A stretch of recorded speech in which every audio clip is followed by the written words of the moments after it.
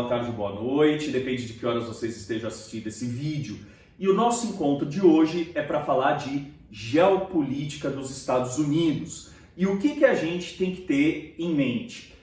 Nas aulas de geografia, a gente não ensina geopolítica, a gente ensina geografia política, ou seja, a partir das relações de poder expressas nos diferentes territórios do planeta, a gente procura deduzir e interpretar quais são as geopolíticas que os estados adotam. Então, geopolítica é uma estratégia que os estados têm de dominação do mundo. A gente não ensina isso. Quem faz geopolítica é a cúpula, principalmente militar, no caso dos Estados Unidos, a partir do Pentágono.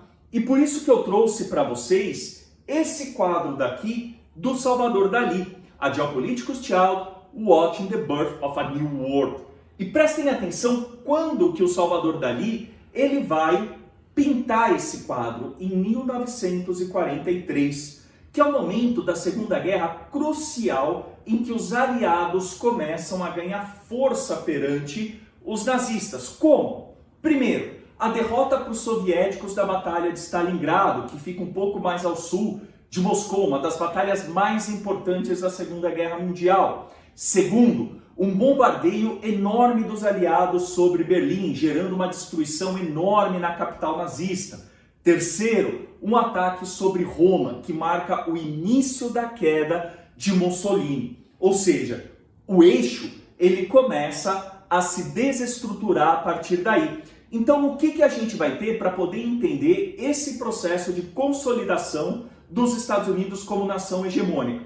De um lado, a gente vai ter os perdedores, que é o eixo Roberto, Roma, Berlim e Tóquio, a capital dos países que se aliaram ali para fazer o seu processo expansionista, e de outro lado, os vencedores, que são os aliados. Como é que termina a Segunda Guerra em 1945?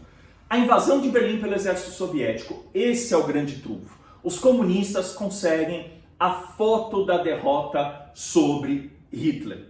O que os Estados Unidos vão fazer em seguida? Eles lançam a bomba atômica sobre Hiroshima e Nagasaki. Uma tecnologia que ninguém tinha, matam 300 mil pessoas num piscar de olhos. E com isso, eles conseguem se colocar frente ao domínio soviético. E o Reino Unido e a França estão destruídos e a China ela entra numa guerra civil. Então sobram essas duas potências disputando o poder e a hegemonia no mundo numa situação bastante parecida. E a gente vai ter o que nesses modelos? De um lado, o modelo capitalista, liderado pelos Estados Unidos, em que o lucro privado ele vai ser permitido. Então as grandes empresas no Estado, eles são separados, as empresas elas são aliadas do Estado. Tá? Então vão ser duas forças, duas instituições parceiras mais independentes. E do outro lado, o comunismo, em que as grandes empresas elas são parte do Estado. O lucro privado não é permitido, ele é só permitido para pequenos negócios. E isso vai se estender até 1991, quando o sistema político soviético comunista entra em colapso. E aí os Estados Unidos sobram como única nação hegemônica no mundo.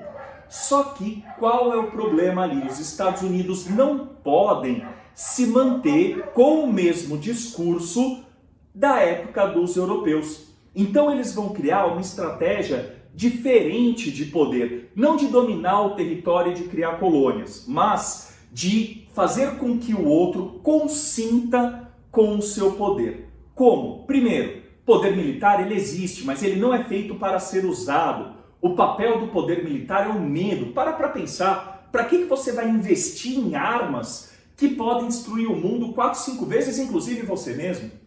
Não existe razão para isso que não seja a intimidação. Se você não fizer o que eu quero, eu tenho armas para usar contra você. Principal fator estratégico para a geopolítica dos Estados Unidos: poder econômico. O Estado financia a expansão das empresas norte-americanas pelo resto do mundo, fazendo o quê? Gerando emprego e gerando consumo. Ou seja, a vida de famílias ao redor do mundo inteiro depende de empresas norte-americanas.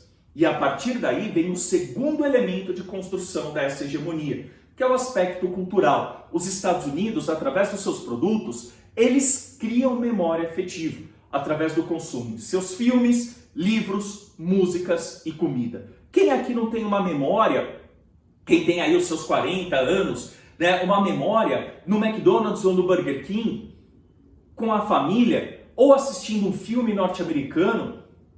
A gente nem para dizer, a gente não pode nem falar então de uma das maiores empresas norte-americanas, que é a Disney Corporation. Né? Então tudo isso vai criando uma memória afetiva e uma identidade vinculada à cultura norte-americana. E por fim, o poder político, né, que é o controle das organizações multilaterais. Só que tem um problema nessa estratégia. Todo império ele tem duas forças. Uma força que ela é centrípeta, de centralizar e colocar as pessoas unidas a partir de legitimando esse poder, e uma força centrífuga de expansão pelo mundo. Estados Unidos tem essa força centrífuga, mas lhe falta agora o inimigo que ele teve durante a Guerra Fria. Até que chega 11 de setembro de 2001, quando tem o ataque das Torres Gêmeas. Pronto, o inimigo está posto, é o terrorismo islâmico. E isso serve para justificar intervenções americanas em áreas de domínio islâmico, principalmente com grandes reservas de petróleo. E, mais recentemente, surge a China. Só que a China tem um comunismo diferente do soviético, né? Então isso traz de volta muito do que era o discurso ideológico do inimigo da Guerra Fria, só que o que acontece? A estratégia chinesa é diferente. Ela permite empresas capitalistas, ela permite o lucro privado de forma controlada. E o que ela faz? Ela sabe que os Estados Unidos, para manter o ritmo da sua economia, ele precisa se endividar. E o que a China faz? Empresta dinheiro para os Estados Unidos. E isso acaba criando uma dependência econômica. E a China usa desse poder também para investir no seu poder militar, que é muito forte, mas ainda não chega próximo ao que é o poder norte-americano. Qual a grande fragilidade desse poder chinês aqui no Ocidente? Principalmente o aspecto cultural e o aspecto de controle da vida e da sobrevivência das famílias, que já vem começando o quê? A ser construído através da expansão das empresas chinesas pelo mundo. E os Estados Unidos estão de olho nisso, né? É só vocês acompanharem o debate em torno da implantação do 5G no Brasil. Então, fica aqui o meu abraço. Cuidem-se para cuidar daqueles que vocês amam e para cuidar daqueles que são amados por outros.